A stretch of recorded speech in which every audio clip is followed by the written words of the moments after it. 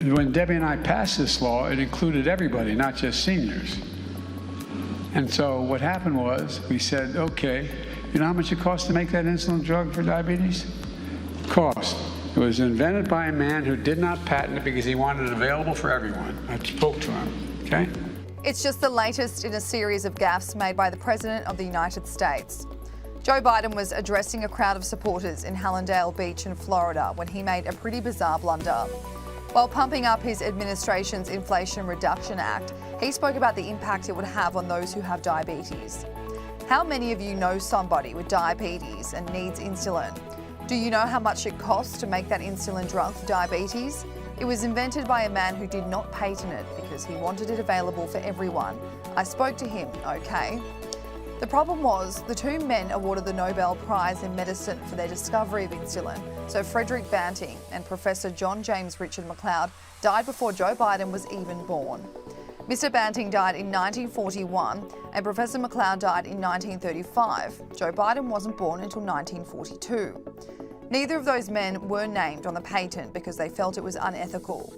However, the two other men, Charles Best and James Collip, who later purified the medicine, were alive after the president's birth and were named on the patent, but that is not what Joe Biden said in his address. Regardless, who knows what the chances are that Joe Biden met with either of those two men to discuss insulin prior to their deaths when Joe Biden was in his early 20s and 30s. With the midterm elections only 1 week away, the Democratic Party cannot afford to be suffering any more blunders.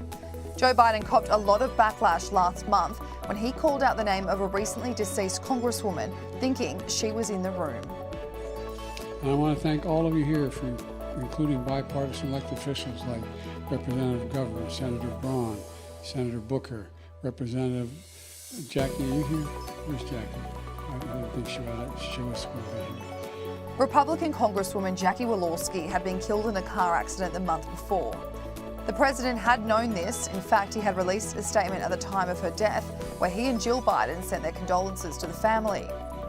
White House Press Secretary Karine Jean-Pierre was probed on the blunder, questioned on how the president could make that mistake. In a roundabout answer, the press secretary claimed Congresswoman Walorski was just top of mind for the president because he had planned to meet her family later that week. What happened in the hunger event today? The president appeared to look around the room for an audience member, a member of Congress who passed away last month. He seemed to indicate she might be in the room. What happened there?